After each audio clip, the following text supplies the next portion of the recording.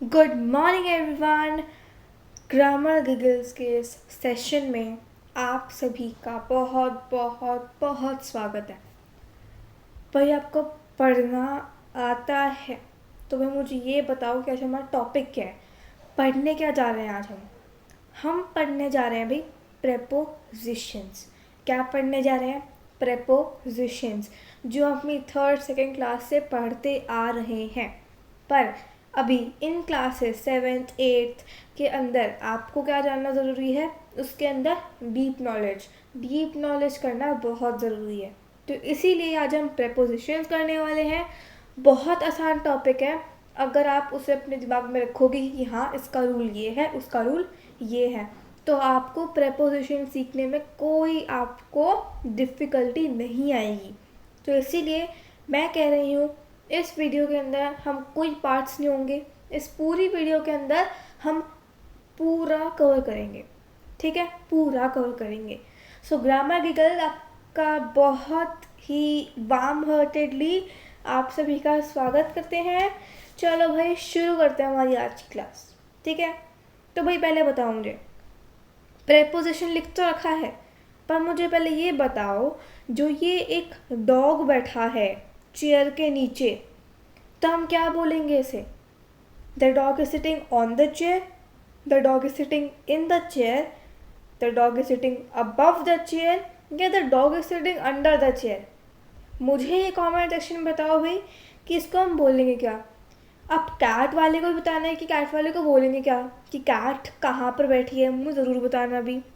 और जो ये बनाना और जो एप्पल रखे हैं ये कैसे हैं, इसका सेंटेंस क्या बनेगा? ये बनेगा कि the Apple and the banana is sitting under the table, ये होगा या कुछ और होगा? तो मुझे इन तीनों के आंसर्स आपको कमेंट सेक्शन में देने हैं, अभी जाके दो, जिससे आपको पता चल जाए कि आपको थोड़ा थोड़ा आपको आता है। आप अभी नए नए हो तो ये वीडियो बेस्ट है। आपको आता है आपको तब भी वो बेस्ट है, सबके लिए बेस्ट है ये वीडियो। तो देखो भाई ज़रूर इन तीनों के आंसर्स अभी कमेंट सेक्शन में डालो। चलते हैं अपनी आगे की वीडियो पे। 1 2 3 गो। हाँ भाई, प्रेपोजिशंस क्या होते हैं? प्रेपोजिशंस, उसकी डेफिनेशन क्या होती है? सो प्रेपोजिशन एक वर्ड होता है जो नाउन या नाउन फ्रेज या प्रोनाउन के पीछे लगता है। ठीक है, हाँ मैम, वैसे तो कोई भी होता है वर्ड जो नाउन फ्रेज या प्रोनाउन के पीछे लगता हो, पर प्रेपोजिशन क्या काम करता है? वो जो शब्द होता है वो नाउन फ्रेज या प्रोनाउन को दूसरे वर्ड के साथ कनेक्ट करता है। कनेक्ट यानी कहाँ पर बैठा है, मतलब रिलेशन बताता है कि उस नाउन फ्रेज या प्रोनाउन का उस ऑब्जेक्ट या उस दूसरा वर्ड के साथ क्या रिलेशन है, क्या कनेक्शन है। तो क्या बताता है वो? प्रेपोजिशन। ठीक है, प्रेपोजिशन वो शब्द होते हैं जो नाउन फ्रेज या प्रोनाउन के पीछे लगकर बताते हैं अगर वो नाउन फ्रेज या नाउन प्रोनाउन अदर वर्ड के साथ क्या कनेक्शन बिठा रहे हैं, क्या रिलेशन है उनमें। ठीक है,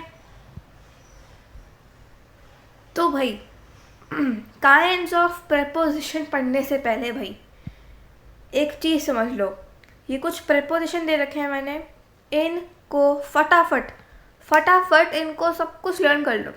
on, through, behind, for, beneath, against, beside, over, during, without, abroad, across, among, against, around, at the end, at the bottom, between, behind, below, by, inside, corner, into, via, after, to, about, in, on, at, since, while, under, over, right, left।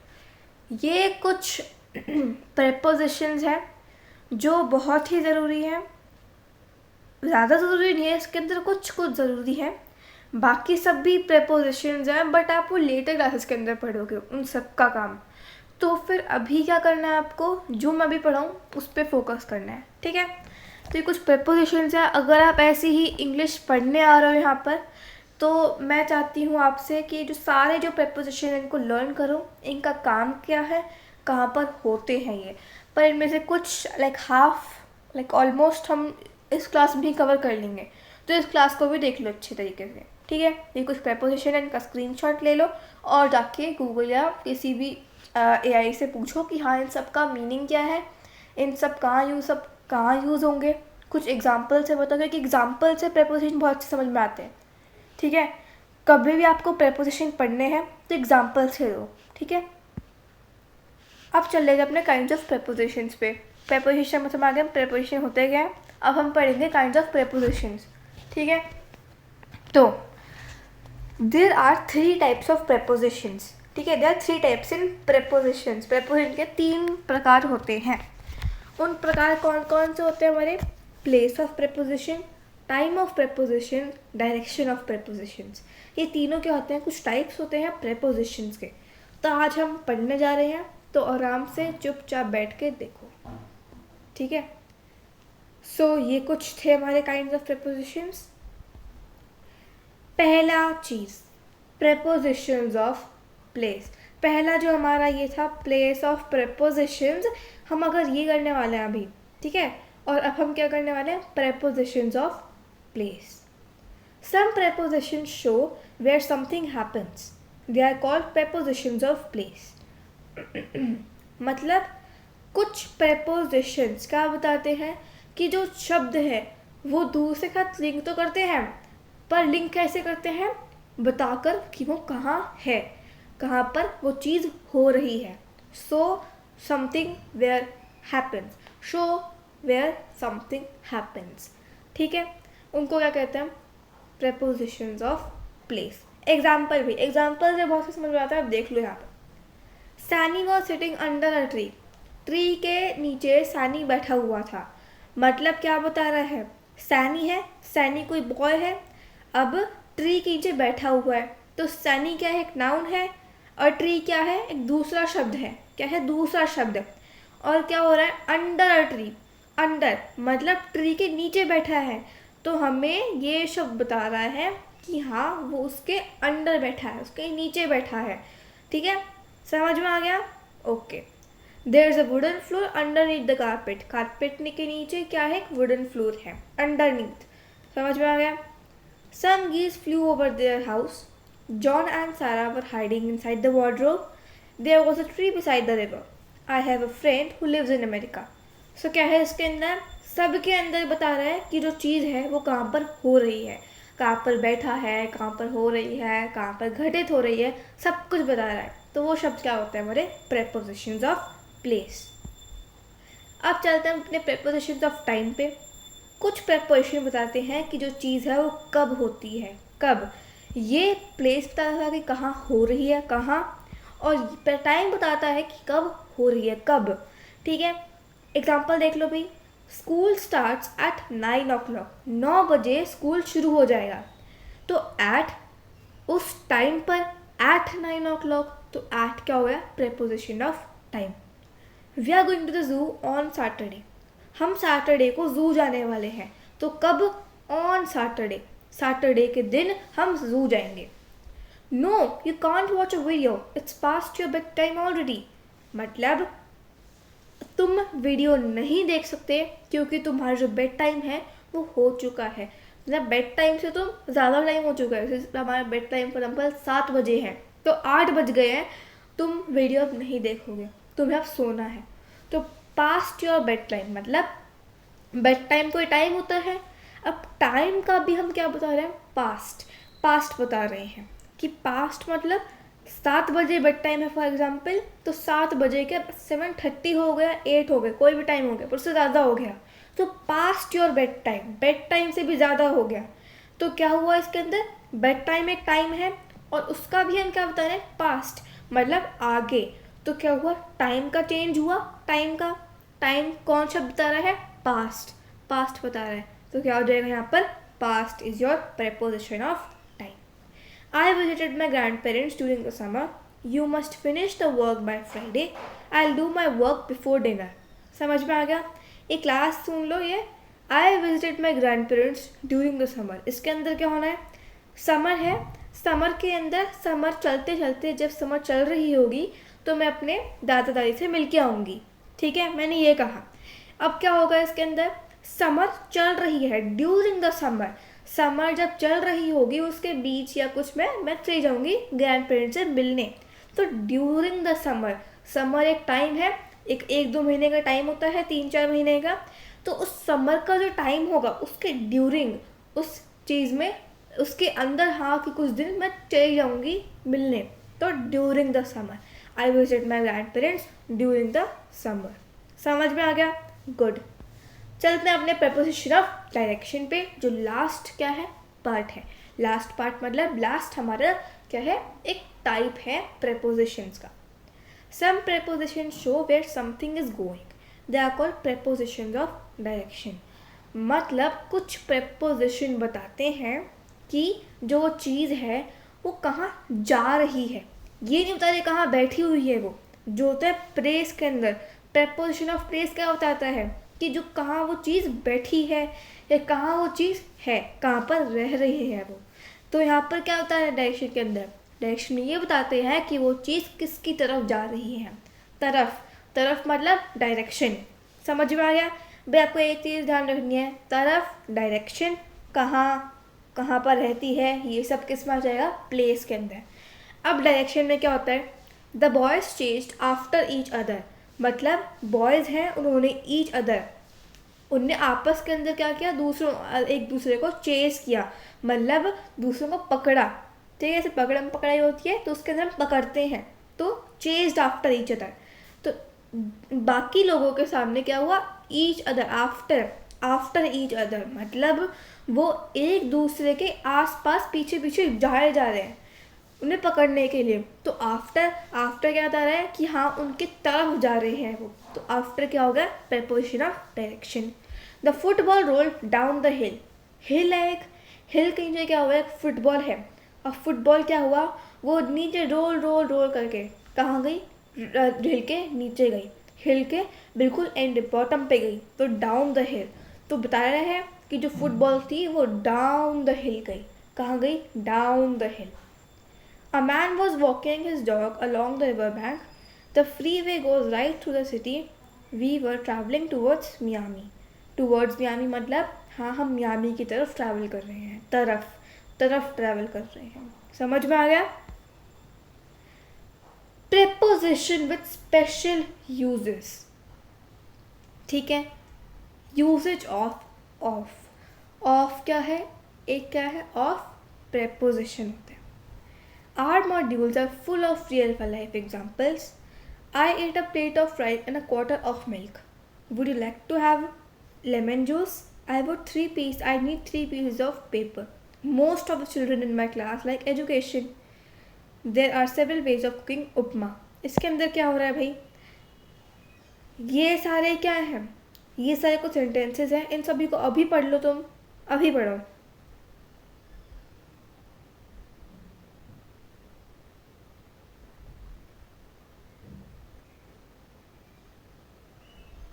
पढ़ लिया? ठीक है। अब भाई देख लो यहाँ पर, इसके अंदर इसका क्या मतलब है कि कभी भी ऑफ जो होता है वो एक चीज़ पर टिका नहीं रहता, ऑफ बाकी चीज़ों पे भी हो सकता है। तो हमने ये फॉर था, ये ऑफ था, हमने ऑफ का पढ़ लिया, फॉर का पढ़ लिया। वैसे जो प्रपोजिशन ऑफ स्पेशल यूजेस है मैं उनको समझाऊंगी नहीं ज़्यादा, क्योंकि आपको ज़्यादा आने नहीं वाली है, तो बस ये पढ़ने की चीज़ है, बाद में पढ़ोगे आप 9th-10th में, तब अभी आप पढ़ लो, 8th में पढ़ सकते हो आप, कोई वो भरोसा नहीं। तो फिर अभी मैं नहीं समझाऊंगी, कोई और नेक्स्ट वीडियो के अंदर मैं समझा सकती हूँ आपको स्पेशल यूजेस, पर अभी हम आज प्रेपोजिशंस जो एक हमारे इम्पॉर्टेंट है वो ही कवर करने वाले हैं। तो ऑफ पढ़ लो, फॉर पढ़ ही लिया है हमने, विद और पढ़ लो भाई, विद कहाँ कहाँ यूज है, यूजेज पढ़ लिया, स्टॉप करके पढ़ लो video. Except and instead of, ये भी तुम स्टॉप करके पढ़ लो। ये लाइक आर एंड देन, इनका भी पढ़ लो।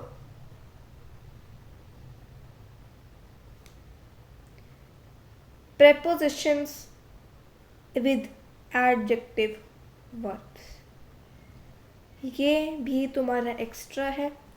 इस वीडियो के अंदर मैं जो पीपीटी है मेरी, इसके अंदर मैंने बहुत कुछ एक्स्ट्रा भी डाला है, तो उन एक्स्ट्रा को ध्यान मत देना। अभी हम इम्पोर्टेंट की तरफ चल रहे हैं, तो इम्पोर्टेंट की तरफ ही चलते हैं, ठीक है, इम्पोर्टेंट की तरफ ही चलते हैं, ठीक है, ओके। अब यहाँ पर देखो, prepositions are used with some verbs.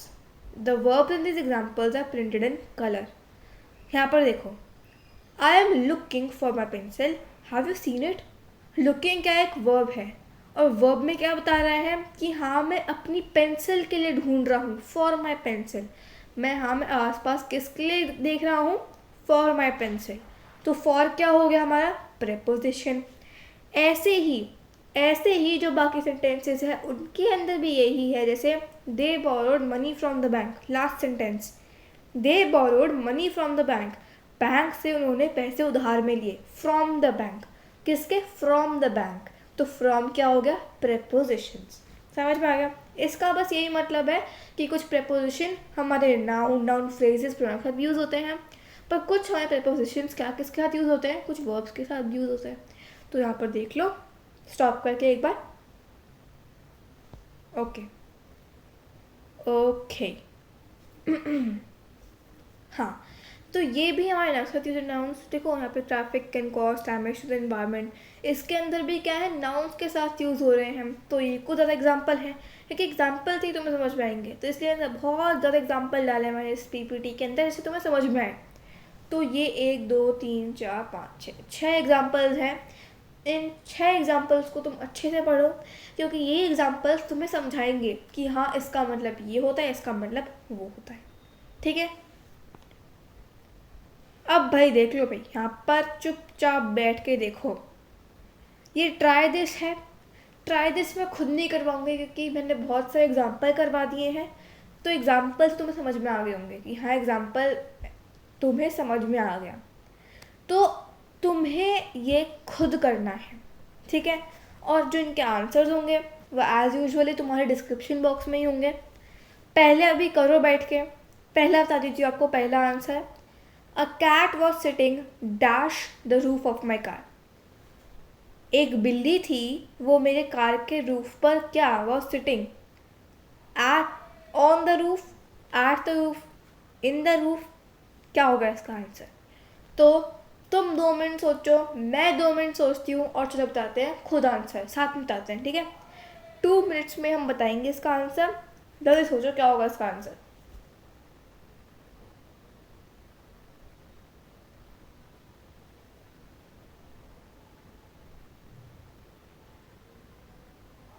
Okay. तो कार है, कार की एक रूफ होती है. ठीक है, roof. So on the roof मतलब उस कार जो है उसके क्या है, एक रिलेशन में है, वो टच कर रहे हैं राइट. तो ऑन द रूफ एक कार है, उसकी रूफ है, उसके ऊपर बैठी है कैट, उसके ऊपर बैठी है बिल्ली. तो क्या होगा, ऑन. क्या हो जाएगा, a cat was sitting on the roof of my car.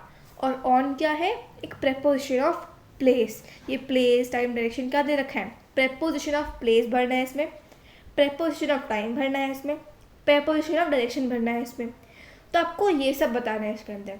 तो ट्राई दिस है, ट्राई दिस करो. अभी कोई क्वेरीज हो, आपको हर टाइम कहती हूँ कोई भी क्वेरीज हो कमेंट सेक्शन में बताओ कि कोई आपकी क्वेरीज है तो अभी बताओ. अभी के लिए तो मैं आपसे अलविदा कहूँगी, क्योंकि हमने आज टाइप्स पढ़ लिए. नेक्स्ट वीडियो के अंदर मैं कुछ आपको और भी पढ़ा सकती हूँ एंड द अपकमिंग सेशंस, तो तुम वो भी देख लेना. आज मैं एक वीडियो और पोस्ट कर सकती हूँ, तो वो भी देख लेना. तो आज के लिए हम बस इतना ही करेंगे. थैंक यू गाइस, क्योंकि हमारे 20 मिनट्स हो जाएंगे पढ़ते हुए, और 20 मिनट्स बहुत ज़्यादा है भाई. 20 मिनट्स पढ़ लिए हमने, तो आज के लिए thank you everyone. Okay, sayonara, au revoir, a bientôt means see you soon, and au revoir means bye bye. Okay, so thank you everyone for watching the Grammar Giggles channel, क्योंकि ये channel बहुत अच्छा है आपकी English grammar के लिए. तो मैं चाहती हूँ आपसे कि इस चैनल को आप तुम अच्छे से देखो. Please watch grammar giggles every day, जो भी इसके अंदर नई वीडियो आए. अगर तुम सीखना चाहते हो इंग्लिश, तो हर दिन आएगी वीडियो, हर दिन देखो, जिससे तुम्हारी इंग्लिश की जो क्या है, तुम्हारी स्पीड है लर्न करने, कैच करने के लिए ज़्यादा हो जाएगी. ठीक है. तो ग्रामर गिगल्स चैनल को तुम अभी सब्सक्राइब करो, अभी जाकर नीचे. आज के अलविदा कहती हूँ, हम एग्जैक्ट 20 पे ओवर कर देंगे इस क्लास को. तो बाय गाइस.